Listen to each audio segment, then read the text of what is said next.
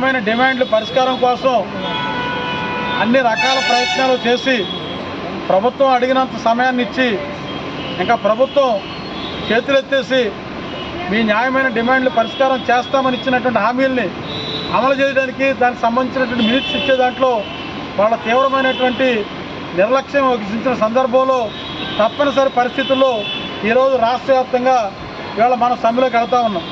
కానీ యాక్చువల్గా మనం సమ్మె నోటీస్ ఇచ్చి 27వ తారీఖు నుంచి సమ్మెలోకి వెళ్తామని చెప్పిన సందర్భంలో ఒకే ఒక్క అవకాశం ఇవ్వమని చెప్పి రాష్ట్ర మంత్రులు కోరారు. అయితే మనం చర్చలకు ఎప్పుడు కూడా సున్నితంగానే ఉంటాం. అంటే మనం చర్చించి అనేక రకాల పద్ధతుల్లో విజ్ఞప్తులు చేసి విన్నపాలు చేసి అన్ని రకాల ప్రయత్నాలు చేసిన తర్వాత ప్రభుత్వానికి తగిన సమయం ఇచ్చిన తర్వాత ఇక వాళ్ళు ఏమాత్రం కూడా పరిష్కారం చేయలేనటువంటి పరిస్థితి వచ్చిన తర్వాతనే ఇవాళ మనం గత్యంతరం లేని పరిస్థితిలో ఇవాళ సమ్మెలోకి వచ్చాం.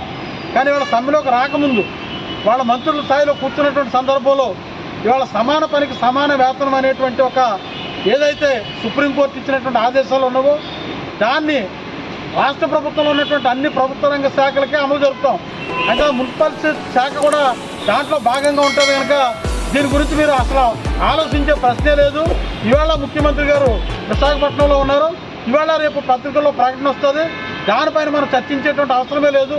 అందరికీ సమాన పనికి సమాన వేతనం 26,000 రూపాయలు అదనంగా ఇవాళ జీతం వస్తుందని చెప్పారు. కానీ ఇప్పటికీ కూడా ఏ రకంగా పత్రికా ప్రకటన రాలే. మన ముఖ్యమంత్రితోటి ఇతర ఐఏఎస్ ఆఫీసర్లతోటి మన మున్సిపల్ అడ్మినిస్ట్రేటివ్ అధికారులతోటి అనేక సందర్భాల్లో చర్చినటువంటి చర్చల్లో సైతం ఇవాళ జరుపుతామనేటువంటి హామీ తప్ప రిటర్న్గా మినిట్స్ ఇచ్చి దాన్ని అమలు జరుపుతామనేటువంటి పరిస్థితి ఇవాళ కనిపించలేదు. నిన్న ఉదయం కూర్చున్నటువంటి చర్చల్లో కూడా 26,000 రూపాయలు కనీస వేతనం ఇస్తామనే దాని మీద అంగీకారానికి వచ్చారు. దానిపైన మినిట్స్ ఇచ్చే సందర్భంలో ఇవ్వలేము అని చేతులు ఎత్తేసినటువంటి పరిస్థితి.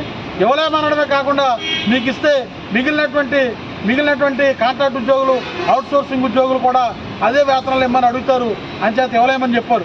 మనం చెప్తా ఉన్నాం. ఇవాళ ముఖ్యమంత్రి గారు అధికారంలోకి వచ్చిన తర్వాత ఇవాళ మున్సిపల్ కార్మికులు పారిశుద్ధ్య కార్మికులు చేసేటువంటి పని ఎవరైనా చేయగలరా?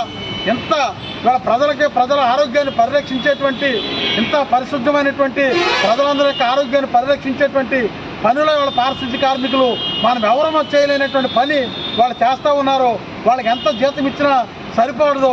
వాళ్ళకి ఎంత ఇచ్చినా మనం రుణపడి ఉంటామని చెప్పి ఆయన పెద్ద ఎత్తున మాట్లాడాడు. కానీ వాళ్ళ 4.5 సంవత్సరాలు చూసాం. నిజంగా ఆయనకి పారిశుద్ధ్య కార్మికుల పైన ఇవాళ ప్రజారోగ్యాన్ని పరిరక్షిస్తున్నటువంటి మన ప్రాణాలను పణంగా పెట్టి ఇవాళ ప్రజల యొక్క ఆరోగ్యాన్ని పరిరక్షిస్తున్నటువంటి మనపైన అలాంటి అభిప్రాయం ఉంది. ఖచ్చితంగా ఈ ముఖ్యమంత్రి అధికారంలోకి వస్తే మనకి మేలు చేస్తాడని చెప్పి నమ్మి వాళ్ళ అధికారంలోకి రావడానికి మన కార్మిక వర్గం కూడా ఒక ప్రధానమైనటువంటి కారణంగా నిలిచాం.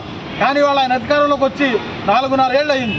ఇంకో 2 నెలల్లో ఇవాళ మళ్ళీ ఎన్నికలు వస్తూ ఉన్నాయి.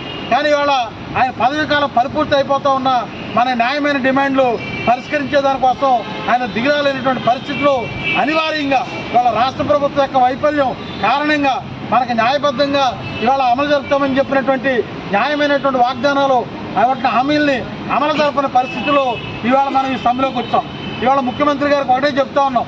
ఇవాళ ఎట్టి పరిస్థితుల్లోనూ మాకు ఇచ్చినటువంటి హామీని మీరు అమలు జరపాలి. ఇవాళ వైసీపీ మేనిఫెస్టో ఎన్నికల ముందు ఇచ్చినటువంటి వాళ్ళ వైసీపీ ఎన్నికల ప్రణాళికలో సమాన పనికి సమాన వేతనం అమలు జరుపుతామని చెప్పారు. ఇవాళ సమాన పనికి సమాన వేతనం అమలు జరుపుతామని చెప్పారు. మన ఉద్యోగాల్ని క్రమబద్ధీకరిస్తాం. కాంట్రాక్ట్ కార్మికులందరినీ కూడా పర్మనెంట్ చేస్తాం.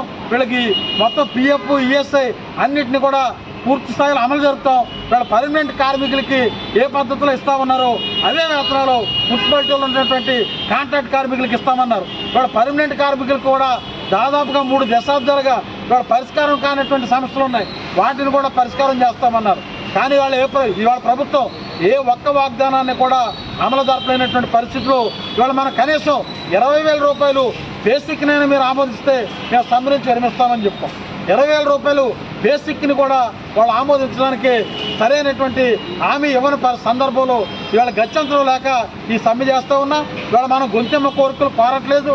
ఇవాళ రాష్ట్ర ముఖ్యమంత్రి గారు ఎన్నికల ముందు ఇచ్చినటువంటి హామీలు వాళ్ళ ఎన్నికల మేనిఫెస్టోలో పెట్టినటువంటి ఎన్నికల ప్రణాళికలో ఏదైతే సమాన పనికి సమాన వేతనం ఇస్తామని చెప్పారో దాన్ని ఎన్నికల మేనిఫెస్టో భగవద్గీత అన్నాడు. బైబిల్ అన్నాడు, ఖురాన్ అన్నాడు.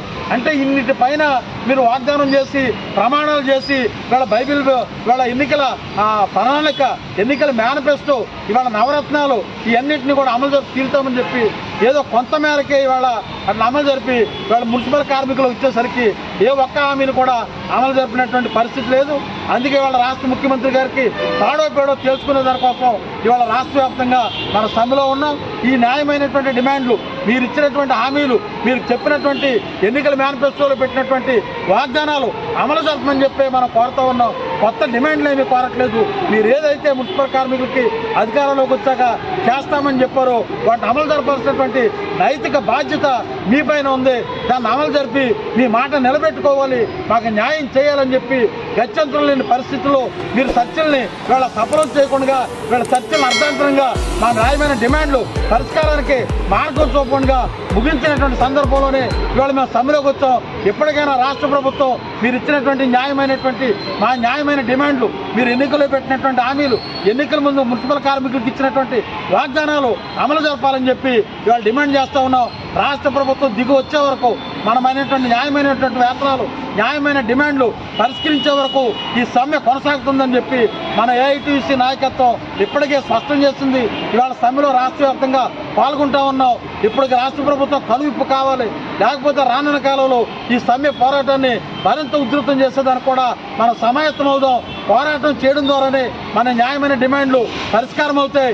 ఇవాళ ఏఐటీయూసీ మున్సిపల్ వర్కర్స్ యూనియన్, ఇవాళ ఏఐటీయూసీ అనేటువంటిది మున్సిపల్ వర్కర్స్ యూనియన్ ఆవిర్భావం నుంచి కూడా పనిచేస్తున్నటువంటి సంఘం. ఇవాళ మున్సిపల్ కార్మికుల్ని పర్మనెంట్ చేసే దాంట్లో అన్ని దశల్లో కూడా వాళ్ళ న్యాయమైనటువంటి డిమాండ్లు పరిష్కారం చేసే దాంట్లో దాదాపుగా 5 దశాబ్దాలకు పైగా పోరాటాల చరిత్ర కలిగినటువంటి సంఘం మన ఏఐటీయూసీ మున్సిపల్ వర్కర్స్ యూనియన్.